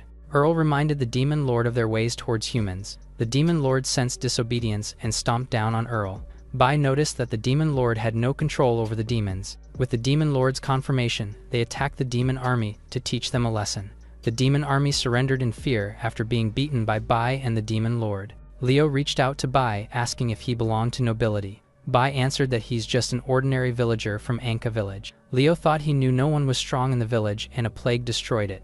As Bai informed them of the village's revival, Leo claimed Bai as their savior. Leo apologized for the unnecessary talk and asked for a fitting reward. Knowing the Lord's honesty, he asked for two things. He asked for young villagers to migrate for population growth. Also, he asked to be their trading partner for the village's economy. The Lord's daughter, Reina, was shocked to hear Bai's wishes. Leo understood Bai's intentions and he promised to fulfill his wishes. The two were glad to have an arrangement that both honored and benefited them. Suddenly, Leo's wife left their home and yelled about the demon's invasion. Leo comforted his wife while her trauma turned worse. He noticed his wife's condition and kept thinking of a way to cure it. As Reina tried to help her mother, Leo put her in charge of escorting Bai. Reina agreed despite feeling helpless. She asked Bai to follow her. However, Bai told her that they couldn't let any regrets happen even though they won. The system informed Bai regarding his use of a level 6 mental potion. Leo's wife regained consciousness and noticed Leo's change in appearance. The Lord's wife thought she had nightmares and confirmed that she's back. Leo was in tears after knowing his wife was back. Reina cried, thankful for her mother's recovery. She thought that God sent Bai as their angel. Okay. After everything was resolved, the soldiers returned to the village. As they asked for forgiveness, Reina didn't accept their return. The leader of the soldiers kneeled and reasoned out with their lord. While Leo looked down on his soldiers, Reina insisted that his father must decline. Bai interfered and agreed with the soldiers, but a broken trust must be fixed. The leader of the soldiers promised to never betray their lord again. Bai asked the demon lord if he had contracts that would bind the soldiers. Kamo revealed his contract slate item. After knowing that the contract was unbreakable, Leo placed his hand. The artifact was activated as soon as Leo stated his conditions. The soldiers looked at each other with hesitation. Bai questioned the soldiers' plea and loyalty due to their reaction. The leader placed his hand as his men followed to agree to the contract. One of the soldiers asked what would happen if they broke the contract. The demon lord explained that demons will tear them off with no way of escape to spare. Terrified by the consequences, the soldiers preferred to die in battle. With all things settled, the lord invited Bai for a banquet.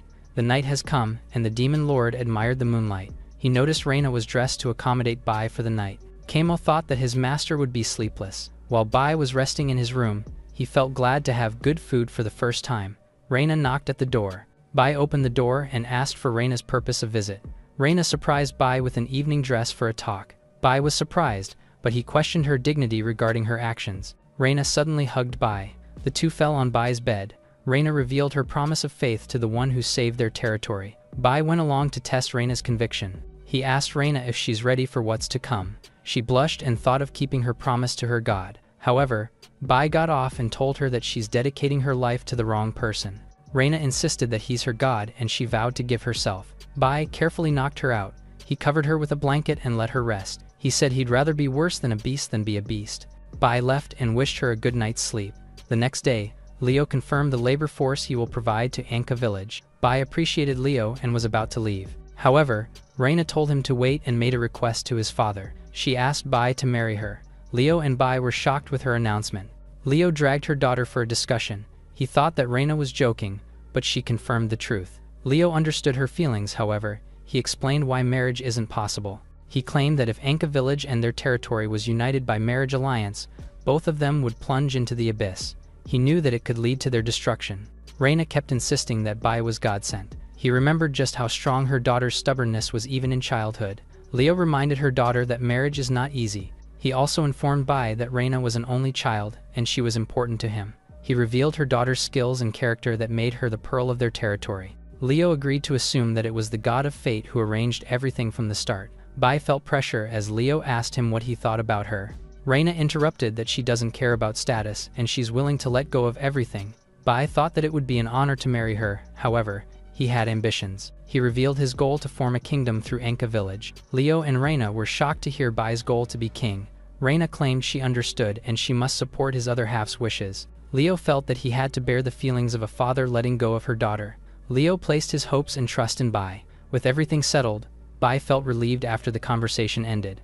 Bai returned to Anka village with men from Orxus territory. The people of Orxus were surprised to see the village looked better than they expected. Bai thought that the demon army's threat had not yet ended. He looked at a perished area with dead villagers on the ground. As he asked Kamo how many demons were left unchecked, Kamo was unable to confirm the exact numbers. Kamo informed Bai that there was another demon lord who was stronger than him. He was unsure if the stronger demon lord escaped along with them. Bai thought that their situation was more dire than before. He remembered that there were many demon rifts in the game with high-ranking demons. Also, he knew that the 8 kingdoms united to use deep space artifacts to keep the peace at bay. Bai ordered Kamo to take him to the demon underground rift. The two passed through scorching terrain with bursting lavas. Suddenly, Kamo's wings appeared. While flying, he told Bai that he was sealed in the underground rift for hundreds of years. Kamo landed and Bai noticed that he never knew the dungeon entrance from the game before. Kamo sensed the demon lord's power. After knowing that the demon lord stayed and its intentions, they went inside the dungeon. Bai intends to meet the demon lord stronger than him. Bai was intrigued that the Kamo does not crave human flesh like other demons, to which the latter said that it is because he is different from them. As an outcast in the demon world, he was bullied so much and escaped to the human world. He's also there to pursue the complete world soul, a dream of his lifetime. Bai then asked him about exactly what kind of place is the demon plane, to which Kamo explained that it's a truly disgusting realm with lots of gold. Even the armor he is currently wearing is made out of pure gold. Hearing this, Bai couldn't hide his excitement upon seeing a huge opportunity. They continued walking, approaching the demon rift just ahead of them. He smiled, thrilled as he commanded the preparation for battle. Kamo immediately took the lead, reverting back to his demon form. He said that this form is the most practical combat form with great offense and defense. Meanwhile, Matthias' subordinates reported their intrusion, but he only told them to stay focused and keep channeling energy into the rift. He knew that the demons can continuously pour to the human world soon enough, but then he was surprised when they finally barged into the place. Kamo stood side to side with Bai, mocking Matthias as they entered. The latter then called him a disgrace for teaming up with a human, but Kamo firmly told him that his bullying and mockery doesn't faze him anymore. He threw a sharp look at him, saying things are different now. Matthias speculated they wanted to destroy the demonic rift, but Bai clarified it. His real goal is to take control of the rift and kill Matthias while he's at it. The latter couldn't contain his emotions and bursts out laughing, finding it ridiculous. While he has his guard down, Bai was able to completely sneak behind his back. He unleashed a powerful slash attack, cutting off the enemy's wings. He angrily swung his weapon at him in response, only to hit his afterimage. He claimed that no one can bully his little brother, Kamo, again, touching the demon. While charging, Matthias called Kamo a disgrace to the demons. He raised his axe, preparing to attack while he continued yapping. But then, his movement was stopped as he figured out that the last strike was poisoned. With this opportunity, Bai turned to Kamo and gave way for him to end it all. Kamo's face turned bitter as he began recalling his traumatic memories back then. He pierced him with his spear, saying he'll now walk the path he wants. With a soft expression, he bade farewell to Matthias. But unexpectedly, the latter began praising him for finally wielding his weapon to fight. It turns out that everything was a scheme prepared by Matthias himself. The magic circle began crackling with energy. The demonic rift is almost open. With this, Matthias said he can finally fulfill Kamo's brother's last wish. Kamo was utterly surprised upon hearing all these revelations at once. Matthias assumed his fighting stance, ready to teach his beloved junior a lesson to grow. At the demon realm, Callan heard how lively the demons roared for the baptism ceremony. He intends to be a true demon lord and intends to leave Kamo to Matthias if he fails. Matthias assured Callan he'd be fine and the demon's glory should be defended. Despite Kamo's cowardice, Callan thought that the future of the clan lies on Kamo. After the baptism, Callan failed and his death was announced. Matthias was shocked with the news. While everyone felt despair, he saw Kamo playing with rocks. Matthias despised the young Kamo and hit him as he revealed the news to him. However, he claimed to have misjudged Kamo. Kamo passed the ritual and became a true demon lord. Despite the accomplishment, Matthias challenged Kamo for his coming-of-age ceremony. Kamo blocked his axe and commended his strength. However, Matthias managed to land a blow on Kamo. Kamo felt the devastating blow. With the battle nearing its end, Matthias claimed he would show no mercy. Kamo rises and wields his swords against Matthias. The two clash together, leaving no breaks. Kamo barraged Matthias with multiple slashes, but Matthias felt no damage. Matthias ordered him to get back up and fight. Kamo was beaten up and felt despair for only dealing small damage to Matthias. He noticed the mages that provide Matthias with buffs. Suddenly the mages were slashed and dealt with. Bai interfered since Matthias claimed before that the fight should be one-on-one. Matthias claimed that fair fights only existed in fairy tales. Bai agreed and joined Kamo. Matthias boasted that he's too late and his power was completely charged up. Kamo and Bai charged towards Matthias. Matthias hit the ground with his axe, destroying the place. The two were thrown back after Matthias used his demon energy burst skill. Bai thought that his sets were not enough to be on par with Matthias's power level. He thought he needed to gamble and unlocked a new account. The system confirmed his request and provided the most fitting account. The system provided a Demon Slayer account with only 25% of its power. Matthias charged and swung his axe towards them. He was sent flying due to the sudden burst of Bai's energy. Bai told him that the game is over with his new strength. He claimed that it's time to hunt demons. Kamo was shocked by Bai's new power. Matthias felt a heavy pressure with Bai's presence. He no longer intends to fight Bai and quickly makes a portal to escape. However, Bai didn't let Matthias escape. Matthias was hooked by Bai's weapon. Bai pulled him over with one swing. He stabbed Matthias's back with his demon-slaying sword. Matthias asked who truly was while his blood was being sucked by the sword. Bai pulled out his sword and attacked again. He swung his sword as he told the demon to die. Matthias closed his eyes and accepted his fate. However, he noticed that Bai stopped the blade near his neck. Surprised by Bai's action, he asked why Bai stopped. Bai told him that despite his strength, Matthias was afraid of death. Matthias claimed he was not afraid, and Bai could kill him if he wanted. Even though Bai told him not to be ashamed due to fear, Matthias felt like he was being mocked. He asked what Bai's intentions were. Bai told him that he considers using Matthias' power instead of killing him. Enraged by the offer, Matthias does not wish to submit due to his pride. Kamo intends to punish Matthias for talking back, but Bai tells him he can manipulate Matthias. Kamo was amazed by Bai's thinking and accepted it. While the two were talking, Matthias ran towards the portal. However, he slammed on it like a wall, like something blocked him. Matthias kept punching and Bai told him to stop. Bai revealed that he now owns the Demon Rift and restricted his access. Matthias complained since he couldn't escape or fight anymore. Bai was curious about the concept of family and demons, and Kamo explained it to him. Kamo also informed him of the demon god and the rest of the demon kings. Bai thought he made the right choice sparing Matthias due to his lack of information about demons. He offered a contract to Matthias again, but Matthias asked why Bai was persistent. Bai told him that he will mine gold in the demon realm. Matthias felt disrespected. Turning a demon lord like him into a miner was outrageous. Bai claimed that he only needed to manage the production and order his minions to do the mining. Matthias accepted Bai's terms of contract. The system confirmed that the contract will not end unless terminated by Bai. With everything settled, they now intend to head to the demon realm. As they reach the demon realm, the system informed Bai he can only enter through demon slayer form. Suddenly, Matthias was shocked to see his home. They witnessed that his family's territory turned into a barren wasteland. Matthias heard a voice greeting him. An old steward informed him of the Bale family's invasion. Matthias wishes to kill the Bale family, as he slammed his fist to the ground with anger. Bai asked Kamo since they have the same situation. However, Kamo claimed that his clan looked down on him. Bai reminded Matthias that he won't stop him with his revenge, but he must fulfill their agreement. Matthias claimed he will fulfill the contract first before his revenge. Bai was surprised to see a mountain made of gold in the demon realm. Matthias told him that he had no soldiers. However, Bai already ordered Kamo to revive the demon corpses around the land. As Matthias felt sympathy for the dead being put to work, the system informed Bai of his income's limitation. He thought that it was slow, but he believed it would gradually grow. Bai was determined to be the world's richest man. In the middle of the night, chaos occurred in an unknown territory. A man in white uniform ran while ordering his men to attack. The guards used their guns while their boss ran to escape. Suddenly, unknown sharp objects flew towards them. All of the guards were down due to the surprise attack. The boss shot aimlessly while asking the unknown attacker his purpose. A blade suddenly appeared in front of the boss. The boss realized it was one of the organization's top 3 assassins. As he asked the assassin claimed he left the organization. While the boss played as a victim, the assassin slashed his throat. The assassin revealed his grudges towards the boss. However, the boss grabbed his leg. The assassin was surprised to see the boss covered with bombs. With time left to escape, the assassin died along with his boss. Paz was done recalling his memories. He saw Bugis's territory, and he spent a lot of money to find it. While Bai was out of the Anka village, Paz blended in with the immigrants. He was surprised to see the village thriving, which was different from what he knew.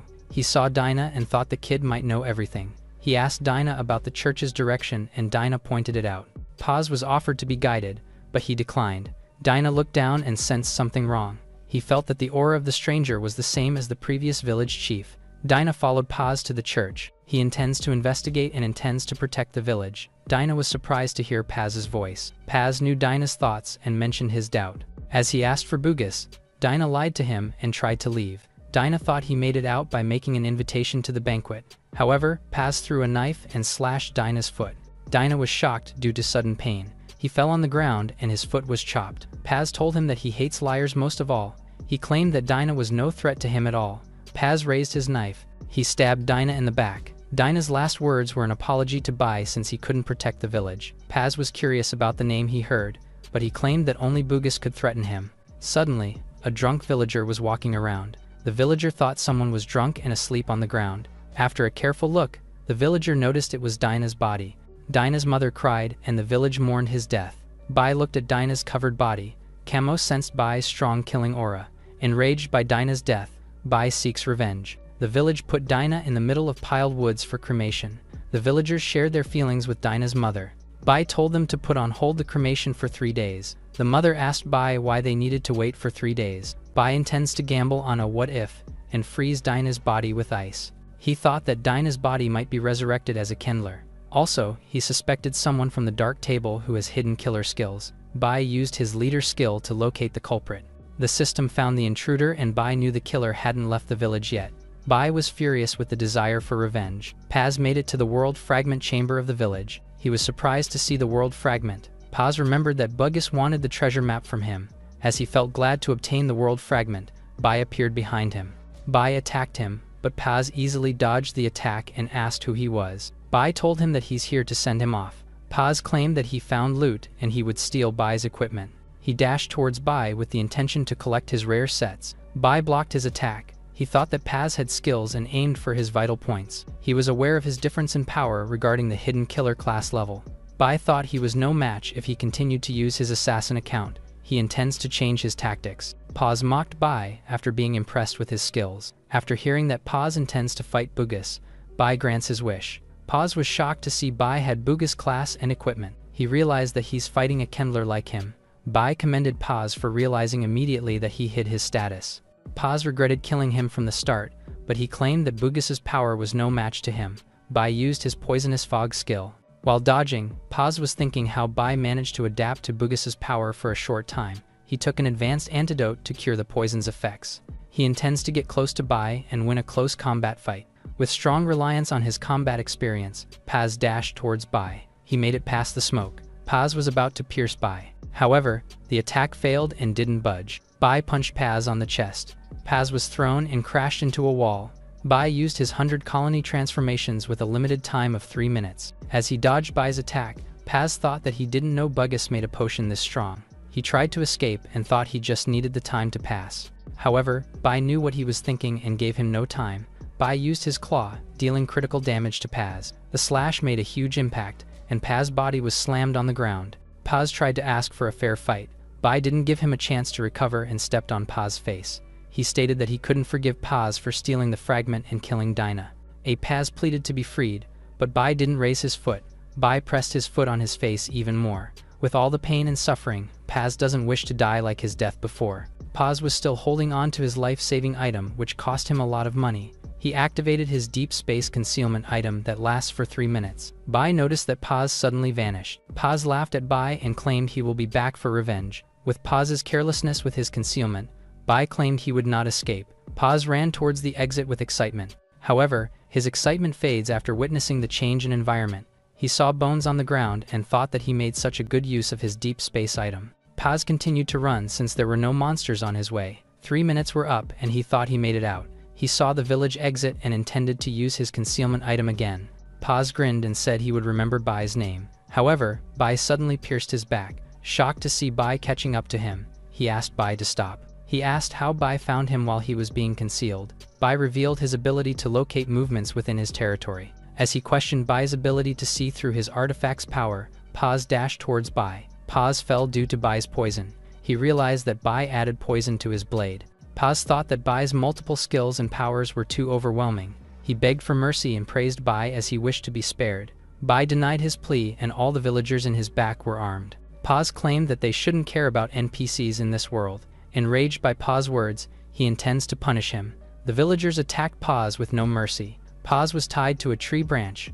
He woke up and noticed he was hanging upside down. As he noticed he was on top of Dinah, he realized Bai waited for Dinah to be a Kindler. Paz mocked Bai for believing that Dinah will be revived as a Kindler. Bai felt despair since no changes occurred after 3 days. He apologized to Dinah's mother, and the mother was glad that the culprit was caught. Bai began the cremation and thought of apologizing to Dinah. He ordered the villagers to start cremation and burn Paz along with Dinah. Paz cursed Bai and told him that the dark table won't let this slide. Dinah's body glowed in the middle of the fire. Paz screamed in pain while being burned. Someone called Bai since they noticed something. Power surged around Dinah's cremation. The energy encircled and entered Dinah's body. Bai thought that his plan would succeed. After he saw Dinah stand, he claimed he won. Dinah jumped out of the bonfire. He stood up in front of the flames. The villagers were surprised to see Dinah's return.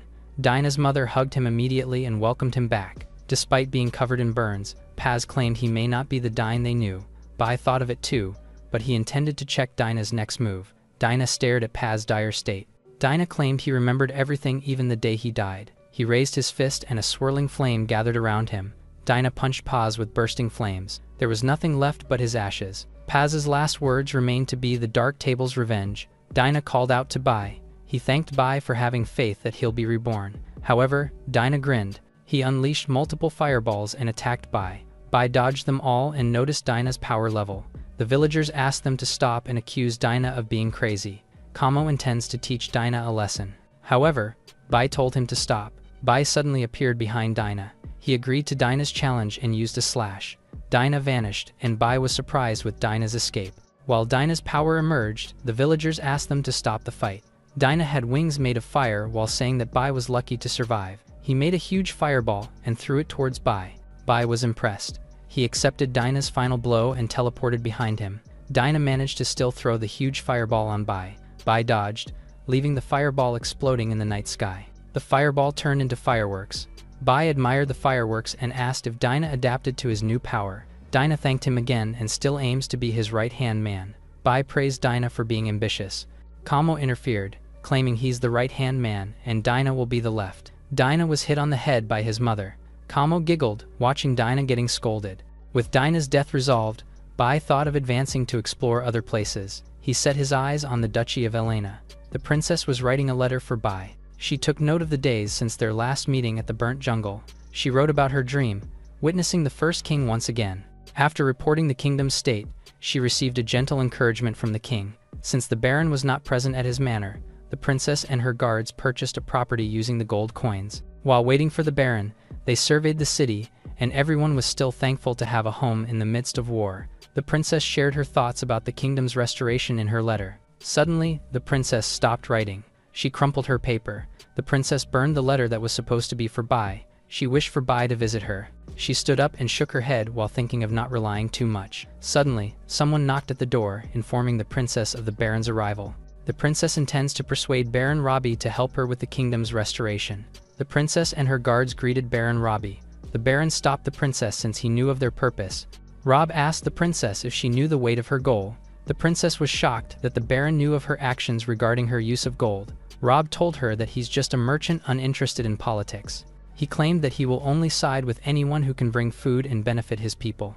The princess responded that she had no intention to pressure the baron with her status. Rob added that he was impressed with her dream and wouldn't even meet her if she had no ambition. However, he ended the conversation and didn't give the princess another chance. Rob claimed she was not qualified to negotiate with her and asked to return once she had power. After their conversation, the baron vanished, and they noticed he was just a hologram. The guards of the princess were pissed by the baron's arrogance. The princess told them to speak no further since she agreed with the baron's words. The princess left and someone from the window was looking at their departure. Rob was covered in wounds and was accompanied by his aide. His aide tried to calm him down, but he'd done his best to respect the princess's visit.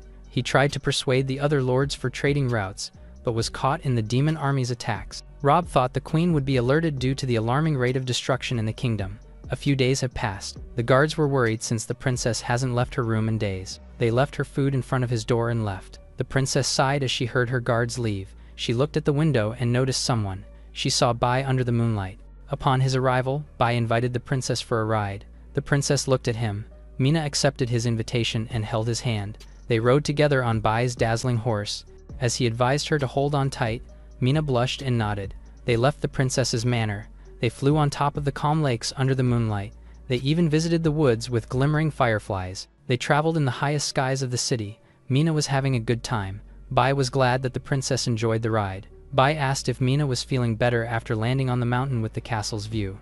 Mina thanked him and appreciated his effort.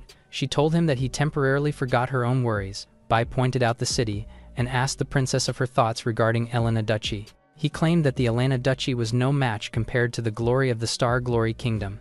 The princess was delighted after hearing Bai's words of encouragement. She was thankful for Bai's arrival and thought that Bai was heaven sent. Mina thanked Bai again and was about to reveal her feelings. However, Kamo interrupted, and the princess was shocked. After their little adventure, Bai met up with Mina again with her guards. The guards were impressed that Bai was able to tame a demon lord. The princess was also impressed, but she was worried about the commotion that the news would cause. Kamo was disappointed with their worries and used his spell. The guards were surprised that Kamo solved it with transformation.